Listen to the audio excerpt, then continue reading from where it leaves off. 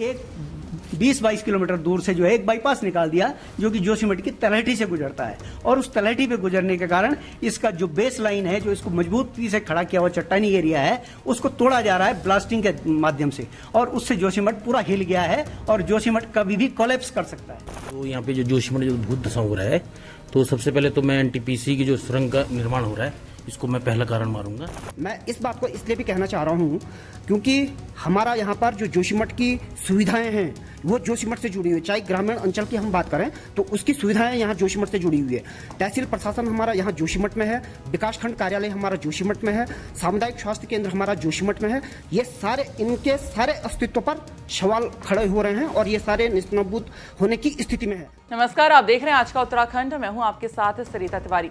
आज हम बात करेंगे जोशीमठ की। जैसा कि आप जानते हैं कि जोशीमठ में आए दिन भू धंसाव हो रहा है, जिससे लोगों के घरों में दरारें पड़ रही हैं, लोग डर में जी रहे हैं। अब एक बार फिर जोशीमठ से ऐसी तस्वीरें सामने आई हैं जो वाकई में डराने वाली हैं, चिंता करने वाली भी हैं। जी हाँ, जोशीमठ से एक ऐसी तस्वीर है जिसे आप भी देखकर चौंक जाएंगे।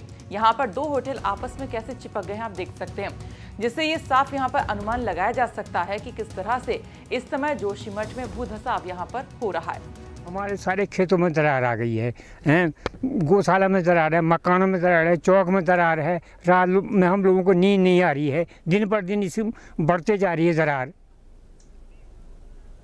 प्रशासन को नहीं बताया? प्रशासन आया था, देख के चले गया है। नगर पालिका वाले आए थे, तहसील वाले आए थे, पटवारी देख के चले गए हैं। क्या कहा कि हम इसकी रिपोर्ट आज प्रशासन को भेजेंगे। किस तरह से रह रहे हैं आजकल? रात को क्या डर लगती है? रात को डर लगती है कब मकान हिल जाएगा कर, क्योंकि दिन पर दिन वो हो रहा है ना, दरार बढ़ रही है, कम नहीं हो रही है। कब से शुरू हुआ ये? 15-20 दिन से हो रहा है ज़्यादा। अरे एक हफ्ते में तो। इस समय हम जोशीमठ के सिंगदार वार्ड में मौजूद है। यहाँ पे भी भू धंसाव की बहुत तेजी से घटना देखने को मिल रही है। देख सकते हैं जमीन पूरी फट चुकी है, ये मकान है लोगों का, और यहाँ पे इसको बचाने के लिए नया बीम डाला था जो पूरी तरह से फट चुका है। ये नया बीम भी इस पे टिक नहीं पाया है और ये भी अब कभी भी ढह सकता है। मकान पूरा टेढ़ा हो चुका है और इधर दीवारों पे भी यहाँ पे दरार देखने को मिल रही है। हर तरफ से कभी भी ये मकान ऐसे लटके हुए हैं कि कभी भी गिर सकते हैं। ऐसे में यहाँ पे लोग रहने को मजबूर हैं। हालांकि अभी तक प्रशासन ने यहाँ पे सिर्फ कल निरीक्षण किया है, उसके बावजूद यहाँ पे कुछ भी नहीं हुआ है और पूरा मकान कभी भी लटक सकता है। ऐसे में यहाँ पे रहने वाले लोगों के लिए खतरा बना हुआ है। यहाँ भी देख सकते हैं बहुत तेजी से ये जमीन जो है वो फटती जा रही है। जो मकान है उसके बीम तक यहाँ पे फट चुके हैं। ऐसी स्थिति यहाँ पे सारे मोहल्ले की है। इधर जो भी मकान है सारे खतरे की जद में है और ऐसे में यहाँ पे लोग रहने को मजबूर हैं। लोगों पे क्या करें क्या न करें, क्योंकि पूरी जमा पूंजी से लगा के मकान बनाए थे, लेकिन आज इनमें रहने की स्थिति जो रह रहा है वो मजबूरी में रह रहा है। ऐसी स्थिति है नहीं कि वो यहाँ पे रह सके, क्योंकि जहाँ पे अभी हम खड़े हैं ये भी पूरा टेढ़ा हो चुका है और ऐसे में हमें भी खुद डर लग रहा है यहाँ पे रहना, लेकिन ऐसे में यहाँ पे लोग रहने को मजबूर हैं। तो देखा आपने कितनी ज्यादा दरारें जोशीमठ के घरों में यहाँ पर आ रही हैं। वहीं जोशीमठ की एसडीएम कुमकुम जोशी का ये कहना है कि हाँ, इस समय जोशीमठ में बड़ी बड़ी दरारें और भूस्खलन की घटनाएं सामने आ रही हैं और ऐसे में हमने निरीक्षण किया और मौके पर जाकर देखा है कि होटल भी चिपक चुके हैं और वहां पर 5 परिवारों सहित अन्य घरों पर भी दरार की घटनाएं देखने को मिल रही हैं। और ऐसे में हमने फिलहाल बद्रीनाथ राष्ट्रीय राजमार्ग 58 को बंद कर दिया है और यहाँ पर सुधारीकरण का काम शुरू कर दिया है, ताकि पानी किसी भी तरह से नीचे नहीं जा सके, जिससे कि खतरा कम हो सके। देखिए, जोशीमठ के विभिन्न क्षेत्रों में मकानों में दरार आने की समस्याएं लेकर लोग मेरे पास आए थे। इसी के क्रम में 5 परिवार जो कि होटल माउंट व्यू और होटल मलारी इनके नीचे स्थित हैं, उनके द्वारा मुझे ज्ञापन दिया गया था कि उनके जानमाल को और भवनों को बहुत ज्यादा खतरा है। इसी क्रम में मेरे द्वारा नगर पालिका और सीमा संगठन जो कि रोड का कार्य देखता है, उनकी संयुक्त टीम ले जाकर एक सर्वे किया गया। उस सर्वे में ये पाया गया कि जो रोड है वो बहुत ज्यादा बैठ चुकी है और उसकी किनारे की नालियां हैं वो कीचड़ से भर चुकी थी। तो इसी क्रम में राष्ट्रीय राजमार्ग को बाधित कर तत्काल उसको ठीक करने का निर्देश मेरे द्वारा बीआरओ को दिए गए हैं।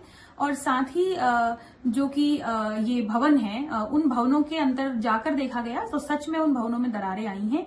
इसलिए होटल स्वामियों को भी और भवन के जो स्वामी हैं उनको भी निर्देश दिए गए हैं कि भवनों की छत पर बहुत बड़ी पानी की टंकियां न रखें और जो उनके भवनों में किराएदार हैं जिनके पास सीवर की प्रॉपर व्यवस्था नहीं है, उनको तत्काल किसी दूसरी जगह शिफ्ट करें। मैम होटलों की क्या स्थिति है? होटल चिपक चुके हैं वहाँ पे।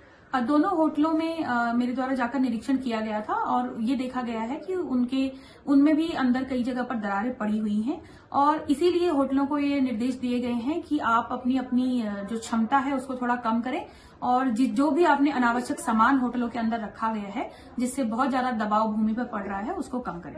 मैडम एक बात आ रही है कि रोपवे पे भी, ये रोपवे के जो टावर हैं उन पे भी दरार आ चुकी है, तो क्या कहेंगे? देखिए, रोपवे पर किसी भी प्रकार की दरार आने की जो जानकारी है वो अभी तक संज्ञान में नहीं आई है। जोशीमठ में कई होटल हैं, होमस्टे हैं, लोगों के अपने भी मकान हैं, लेकिन कुछ लोग बड़ी अनहोनी के डर से अपने मकान छोड़ने तक पर विचार कर रहे हैं और कुछ पहले छोड़ भी चुके हैं। जोशीमठ में 7 फरवरी 2021 की आपदा के बाद अक्टूबर 2021 से लगातार भूधसाव और भूस्खलन की तस्वीरें ऐसे ही सामने आ रही हैं, जो कि अब लोगों के लिए खतरा बनता जा रहा है। यहाँ के लोगों को 2021 के बाद अब एक नई आपदा संभावित दिख रही है, वो है जोशीमठ में भूधसाव, जो कि जोशीमठ के अलग अलग क्षेत्रों में लगातार जमीन धंसती जा रही है।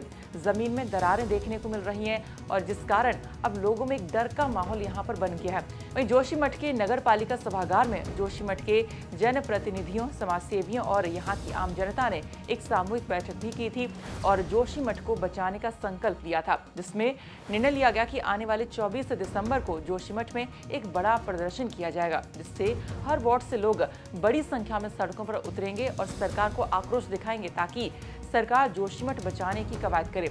हमारे सहयोगी कमल नैन ने जोशीमठ के इन सभी लोगों से बातचीत की तो लोगों ने भूधसाव के कई कारणों को बताया, साथ ही साथ अपनी आगे क्या कुछ वो कदम उठाएंगे ये भी बताया। आप भी सुनिए। 7 फरवरी 2021 की आपदा के बाद जोशीमठ में लगातार भूधसाव की घटना सामने आ रही है और अब जोशीमठ के लोगों के बीच ये चिंता का विषय बना है, क्योंकि जोशीमठ के 9 वार्डों में अलग अलग जगहों पे कहीं पे धरती फट रही है तो कहीं मकानों में दरारें इतनी मोटी हो चुकी है कि अब लोग घर छोड़ने को भी मजबूर हो रहे हैं। ऐसे में आज जोशीमठ के जो लोग हैं उन्होंने और जनप्रतिनिधियों ने जोशीमठ में एक बैठक की और इससे आगे की रणनीति तैयार की जा रही है, जिससे आंदोलन की अब आगे की जो गतिविधि बनेगी वो बनाई जा रही है। लोगों में चिंता का विषय है क्योंकि जोशीमठ बहुत तेजी से धंसता जा रहा है। ऐसे में हर कोई यहाँ पे चिंता करने को मजबूर है। जानते हैं यहाँ पे जो बैठे हैं लोग, इनसे कि क्या मुद्दा है, क्या ये चाहते हैं और क्या इसका समाधान हो सकता है। जी, अपना नाम और क्या ये मुद्दा क्या है, क्यों बैठ रहा है, क्या इसका वो होना है, क्या समीक्षा की जा रही है, क्या रणनीति होगी? हाँ, मेरा नाम है अतुल सती और हम लोग पिछले बहुत सालों से जोशीमठ के तमाम सवालों पर बोलते रहे। तो आज जो है प्रमुख मुद्दा, पिछले साल भर से जोशीमठ के पूरे घर मकानों पर दरारें आ रही है, भूस्खलन हो रहा है, जमीन खिसक रही है, सड़कें जो है नीचे धंस जा रही हैं और इसको लेकर के पिछले साल भर से लगातार जोशीमठ की जनता सवाल उठा रही है, बोल रही है, ज्ञापन दे रही है और तमाम देश दुनिया का मीडिया, आप लोगों ने भी इसको कवर किया, आपके चैनल पर भी एक खबर आई कि जोशीमठ में भूस्खलन हो रहा है, लेकिन सरकार का इसको लेकर के कोई इस पर तवज्जो नहीं है, कोई ध्यान नहीं है। तो उसी को लेकर के हम लोग पहले 1 दिसंबर को भी यहाँ बड़ी बैठक हुई थी, उसके बाद लोगों ने ज्ञापन दिया, एक अल्टीमेटम भी दिया कि अगर जो है सरकार सुनवाई नहीं करती है तो बड़ा आंदोलन किया जाएगा। उसी आंदोलन की रणनीति बनाने के लिए आज यहाँ जो है सभी नगर पालिका के अध्यक्ष जी की अध्यक्षता में सभी वार्डों के मेंबर आए, महिला मंगल दल के लोग आए और सब लोगों ने ये तय किया है कि जोशीमठ की सारी जनता 24 तारीख को सड़क पर उतरेगी और सरकार को चेतावनी देगी कि ये पूरा शहर जो है, ये ऐतिहासिक सांस्कृतिक नगर है, इसका बड़ा महत्व है, पर्यटन का केंद्र है जोशीमठ और ये सारा शहर जो है पिछले साल भर से भूस्खलन का शिकार है और अब तो जो है ये लगातार दरारें बढ़ती जा रही हैं, लोगों की चिंताएं बढ़ रही हैं कि बर्फ का सीजन शुरू होने वाला है, लोग कहां जाएंगे, उनके पास रहने का कोई ठिकाना नहीं है।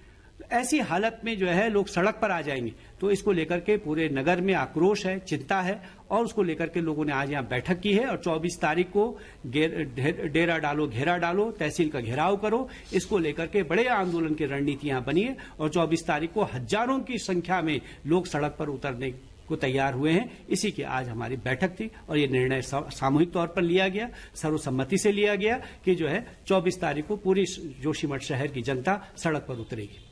ये आज तय। अब हम बात करते हैं नगर पालिका के जो अध्यक्ष हैं, उनसे जानते हैं जोशीमठ नगर में किस तरह की हालात हैं और क्या स्थिति है। जी अध्यक्ष जी, जिस प्रकार से हमारे अतुल सती जी ने भी बताया है, लगभग 1 वर्षों से जोशीमठ तो लगातार 20, 30, 40 वर्षों से लगातार भूधसाव होता आया है, किंतु 1 वर्ष से जो भूधसाव की प्रक्रिया जो बढ़ी है लगभग एक वर्ष से हम लगातार शासन प्रशासन को सरकार को लगातार अवगत कराते आ रहे हैं कि हम जोशीमठ पूरे तौर धसने वाला है, एक जोशीमठ विनाश के कगार पहुंचने वाला है, किंतु एक वर्ष बीतने के बावजूद भी आज तक कोई भी कार्रवाई इसमें नहीं हुई।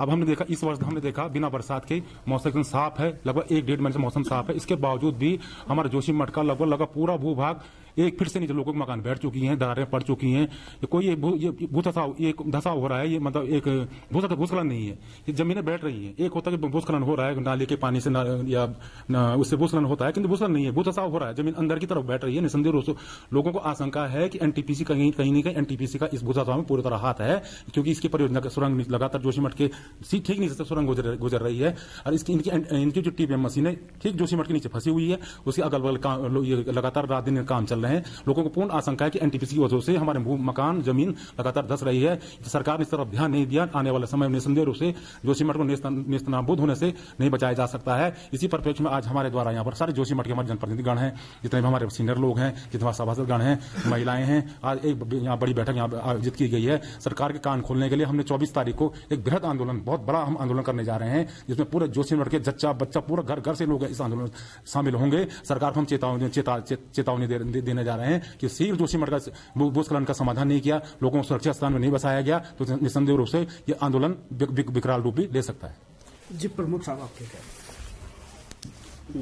इस मामले में तो मेरे को ये कहना है कि जैसा सीमांत विकासखंड जोशीमठ है और इसको ज्योतिर्मठ के नाम से जाना जाता है, जोशीमठ नगर के सवाल पर यदि हम बात करें, भूधसाव तो हो रहा है, सारे नगरवासी परेशान हैं, लेकिन सवाल यह है कि ये पूरे विकासखंड जोशीमठ का अस्तित्व का सवाल है। मैं इस बात को इसलिए भी कहना चाह रहा हूं क्योंकि हमारा यहाँ पर जो जोशीमठ की सुविधाएं हैं वो जोशीमठ से जुड़ी हुई है। चाहे ग्रामीण अंचल की हम बात करें तो उसकी सुविधाएं यहाँ जोशीमठ से जुड़ी हुई है। तहसील प्रशासन हमारा यहाँ जोशीमठ में है, विकासखंड कार्यालय हमारा जोशीमठ में है, सामुदायिक स्वास्थ्य केंद्र हमारा जोशीमठ में है। ये सारे इनके सारे अस्तित्व पर सवाल खड़े हो रहे हैं और ये सारे नेस्तनाबूद होने की स्थिति में है। इसलिए सवाल केवल नगर का नहीं बल्कि पूरे ग्रामीण एरिया का भी ये सवाल है कि जोशीमठ को बचाया जाना बहुत जरूरी है।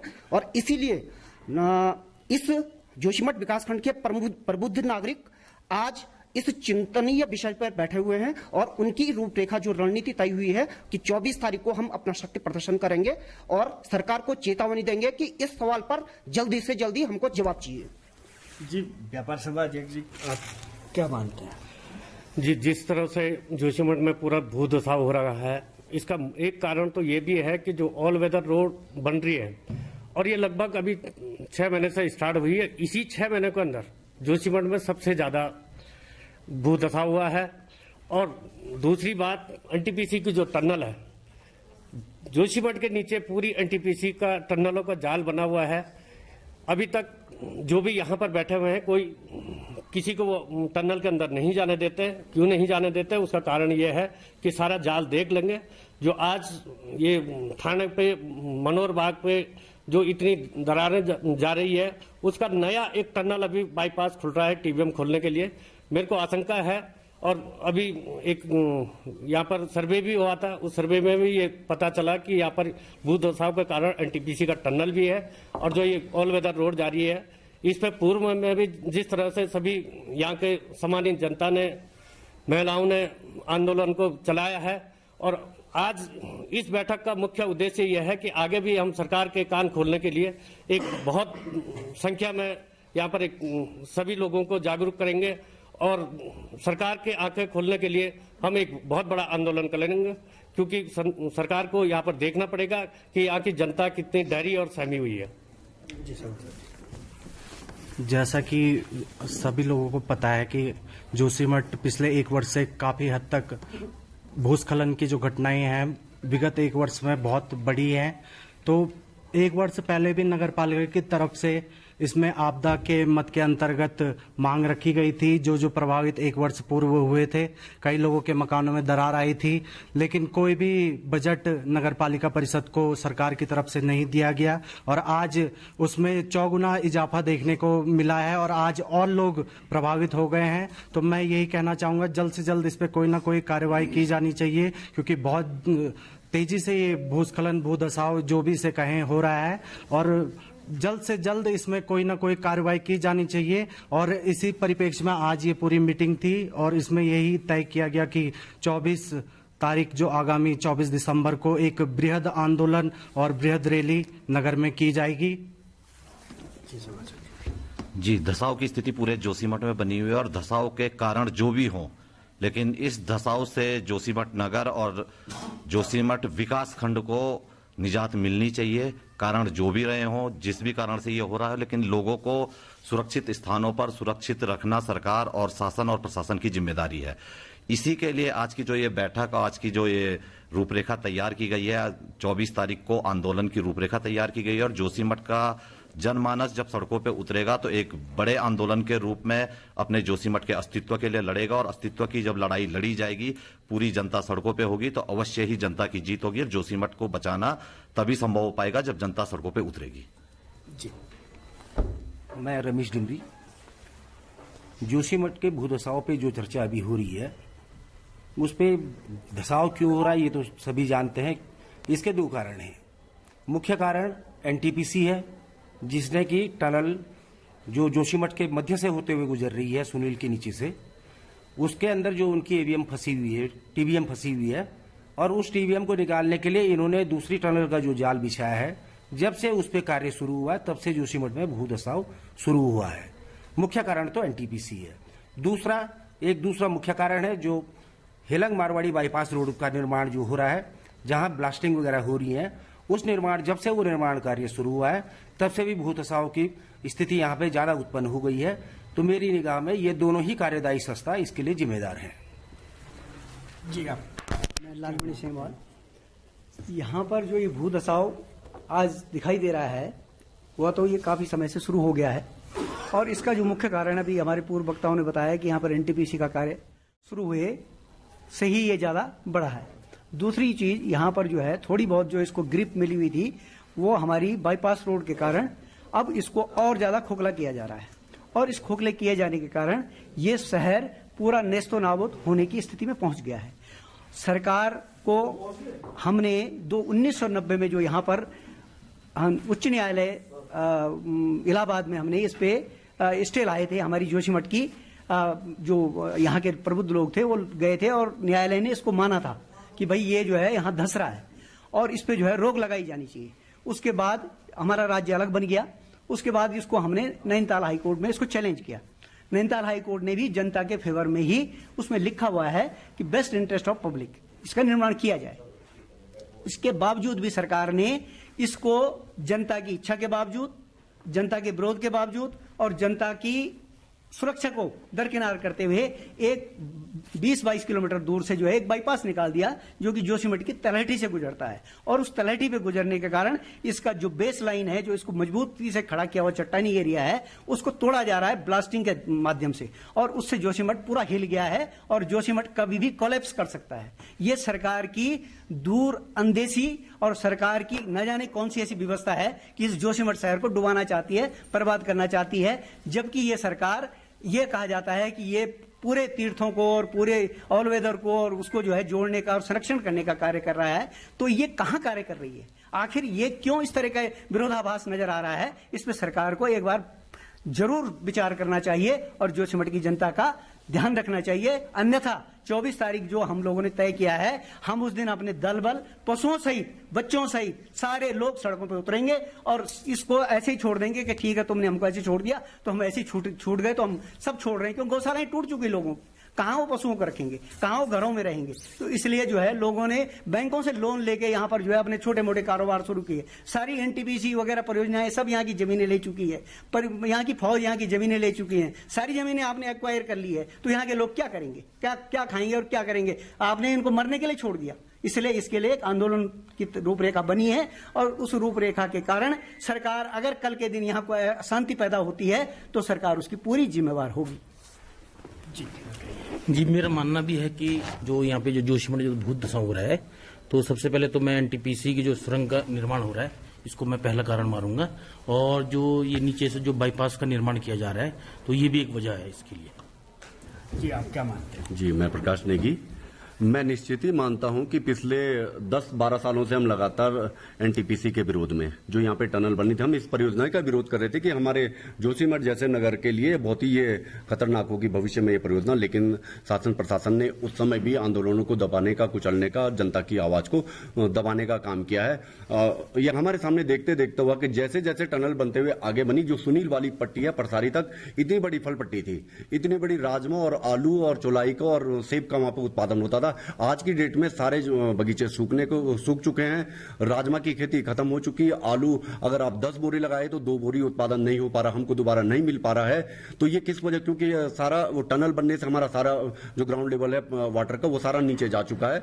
तो निश्चित ही कि इसकी जवाबदेही एनटीपीसी पे तय होनी चाहिए। और साथ ही साथ जोशीमठ जैसा महत्वपूर्ण नगर आर्थिक रूप से, सामाजिक रूप से, धार्मिक रूप से, सांस्कृतिक रूप से है, लेकिन सरकार इसको लगातार बाईपास किए जा रही है, हर तरीके से बाईपास कर रही है। और कहीं ना कहीं सरकार एक तरफ तो कहती है कि हम पलायन को रोकेंगे और इतनी बड़ी आबादी को सरकार पलायन के मुहाने पे धकेल रही है, तो इसकी जिम्मेदारी सरकार की बनती है। मैं भगवती प्रसाद नंबूरी। अभी सभी वक्ताओं ने इसी विषय पे बात किया कि भाई जोशीमठ धस रहा है। तो जोशीमठ का धसने का जो आजकल जो ज्यादा से ज्यादा धस रहा है वो बाईपास रोड का ही कारण है, क्योंकि हमने पहले भी आंदोलन किया था कि ये रोड वहां से नहीं जानी चाहिए, यहां से बाईपास यहां से नहीं बननी चाहिए। आप वार्ता कर लो, जोशीमठ की जनता से वार्ता कर लो, आपके कोई प्रतिनिधि आए, सरकार के कोई प्रतिनिधि आए, वो जोशीमठ की जनता से ये बात करे कि रोड कहां से जानी चाहिए। इन्होंने हवा में बात की। गडकरी ने कहा कि मैंने तो हेलीकॉप्टर से देख लिया है, मैंने वहां से देख लिया है, लेकिन ये नहीं हुआ। और उन्होंने जो बाईपास जबरदस्ती बनाया उसका कारण ही ये जोशीमठ, जब से वो बाईपास रोड कटी है, एनटीपीसी की तो है ही बात, टनल की बात है ही, लेकिन जो बाईपास रोड इन्होंने काटी है उस दिन से ज्यादा जोशीमठ धसना शुरू हुआ है। जी आपका सुंदरलाल सेमवाल। आज जोशीमठ की जनता बहुत डरी और सहमी है। इसका कारण, पहला कारण तो मैं एनटीपीसी को मानता हूं। एनटीपीसी ने जोशीमठ और तब ये सुनील से जो टनल जा रही है, इसके सन 2010-11 में उनकी मशीन फंस गई थी। उस मशीन को निकालने के लिए इन्होंने पूरे राउंड में एक फिर कटिंग शुरू की, जिससे कि पूरा जोशीमठ, वही नहीं, इन्होंने नीचे जाल बिछा दिया टनलों का, और जिससे सारा जोशीमठ बैठ रहा है। और दूसरा कारण क्या है कि हेलंग मारवाड़ी जो इन्होंने बाईपास रोड जबरदस्ती बनाने की कोशिश की है, ये दूसरा कारण है। इसके लिए सन 1998 में मैं हाईकोर्ट इलाहाबाद से स्टे भी लाया था और उसके बाद ये सब रुक गया था। उसके बाद जब हमारा ये राज्य बना तो वो सारी फाइलें ट्रांसफर हुई नैनीताल हाई कोर्ट को, हमारे उत्तराखंड हाई कोर्ट। तो उसमें कोर्ट ने भी अच्छा डिसीजन दिया था कि इस रोड को या उसको जो भी है जनहित को ध्यान में रखते हुए किया जाए। लेकिन ये सरकार हमारी धूर्त सरकार है, इस सरकार ने इस पे कोई ध्यान नहीं दिया और जबरदस्ती उस रोड को बनाने पे आमादा है। जोशीमठ की जो जड़ है उसको खोदा जा रहा है, वहाँ रात भर ब्लास्टिंगें हो रही हैं और वो भी एक बहुत बड़ा कारण है कि जोशीमठ धस रहा है। कितना बड़ा खतरा है इस धसने को आप मानते हैं, क्या होगा, क्या मैं सुभाष डिमरी, मैं ये कहना चाहूंगा कि जो जोशीमठ का एक जो आज दरारें आ रही हैं, इसका मेन कारण क्या है? ये मेन कारण ये है कि यहाँ पे ना तो सीवर लाइन है और ये उस पर्यटन की दिशा में आज जो जितने पर्यटक यहाँ आते हैं वो यहाँ पे रहते हैं। कल के दिन हमारे पर्यटक, हमारे औली कहाँ जाएगा, हमारा नरसिंह मंदिर कहाँ जाएगा, हमारे बद्री के जो आते हैं, बद्री के लोग यहाँ पे रहते हैं और जो स्टे करते हैं यहाँ पे, वो कहाँ जाएंगे? ये एक इसका मुख्य कारण है एनटीपीसी और दूसरा है बाईपास रोड का। बाईपास रोड का भी इसमें बहुत ज्यादा है कि बाईपास रोड जो बन रही है उसमें हमारा धसाव का मुख्य कारण है और हम सीमांत क्षेत्र के लोग यहाँ पे रहते हैं। सीमांत क्षेत्र हम प्रहरी के रूप में यहाँ पे हैं, हम सेना के प्रहरी के रूप में काम करते हैं। और प्रहरी के रूप में काम करते भी अगर यहाँ पे ध्यान नहीं दिया जाएगा तो ये सोच लीजिए जोशीमठ का अस्तित्व एकदम खत्म हो जाएगा और जोशीमठ रहेगा ही नहीं। तो यहाँ के लोगों का पलायन ही निश्चित होगा। धन्यवाद। जी, आप क्या मानते हैं, कितना खतरा इसको? अभी जो जोशीमठ आप देखेंगे जबरदस्त भूदशाओं के कगार पे है। जो मेन कारण अभी जो कुछ समय से देखा जा रहा है कि एनटीपीसी के टनल बनने के बावजूद जो ऋणी आपदा आई थी, उस आपदा के बाद से ये भूदशाओं की प्रक्रिया बहुत बढ़ती जा रही है। उस आपदा की जो आपदा आई थी उसमें लगभग जो अभी कुछ सुनने में आ रहा है कि वो 10 एटम बम के बराबर की जो उसमें धमाका था, 10 एटम बम के बराबर धमाका था। तो उस धमाके के अनुसार जो टनल के अंदर जो मलबा गया है और जो ये हुआ तो उसके बाद से ये दरारें और बढ़ने लग गई और जोशीमठ एक बहुत ज्यादा खतरे के मुहाने पे खड़ा हो चुका है। आदेश कपूरवान, जैसे जोशीमठ के हर क्षेत्र में दरारें देखने को मिल रही हैं, तो इसके मुख्य कारण हो सकते हैं जोशीमठ नगर जो है वो नदी के अवसादों द्वारा बसाया गया नगर है, जिसका निर्माण हाल ही 2500 से 3000 सालों के अंतर्गत हुआ है, जिसमें छेड़छाड़ करना कोई खतरे से खाली नहीं है। उस पर एनटीपीसी की टनल जो जोशीमठ के अंदर से जा रही है और नीचे रोड कटिंग हो रही है मारवाड़ी बाईपास की, वो जोशीमठ को अति क्षति पहुंचा रही है, जिसमें बहुत सारा भूस्खलन और भूधसाव हो रहा है जो जोशीमठ के लिए खतरा है, जिससे के लिए हम 24 तारीख को भीषण आंदोलन करेंगे, जिससे इसको रोका जाए और सरकार से ये गुजारिश है कि इसको जल्द से जल्द हमें सुना जाए और इसको रोका जाए। क्या मानते हैं, कितना खतरा जी देखिए बन गया है जो कि लोग सारे इकट्ठे हो गए हैं? खतरा ऐसा है कि पर्यटन नगरी है और पर्यटन का बहुत बड़ा स्रोत सभी लोगों की यहाँ पे जीविका चलती है। और आपको बताऊं कि एशिया की सबसे बड़ी में से एक रोपवे जोशीमठ के मनोहर बाग में चलती है और उस मनोहर बाग में उसके रोपवे के पहले टावर के ऊपर और नीचे दोनों तरफ बड़ी बड़ी दरारें हैं। आने वाले सीजन में उस रोपवे में एक बार में 50 लोग बैठते हैं और ये सबसे बड़ी चिंता की बात है। सरकार प्रशासन को बताने के बावजूद अभी तक कोई स्टेप नहीं लिया गया है और वो बहुत खतरा है। किसी भी दिन अगर वो 50 लोग वहां फंसते हैं या कुछ अनहोनी होती है तो वो अभी तो जो भी हो रहा है वो आने वाले टाइम पर और बुरा असर डालेगा जोशीमठ के नाम के ऊपर। तो इस पे ध्यान देने की बहुत बड़ी जरूरत है। जी, कितना बड़ा खतरा ये ऐसा हो रहा है जो कि लोग सारे आज इकट्ठे हो रहे हैं? आज जोशीमठ के अस्तित्व का प्रश्न पैदा हो गया है। अगर आप एक तरफ देखते हैं कि आप ये जब हमारा जो सीवर की बात यहाँ पर होती है, अभी एक कमेटी भी यहाँ पर आई थी, उसने सीवर के लिए बोला था कि इसके लिए जो ये भूमि धसाव हो रहा है उसके लिए सीवर का भी एक कारण है, तो सरकार ने उस पर भी कोई ध्यान नहीं दिया।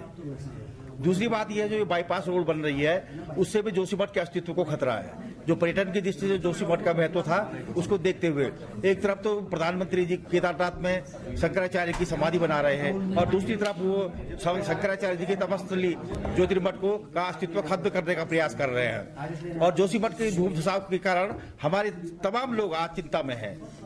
ये इस पे एक जो कमेटी बनाई गई है, यहाँ पे कार्यकारिणी की जो कार्यकारिणी बनाई गई है, ये भविष्य को लेकर एक आंदोलन की रूपरेखा तय करेगी।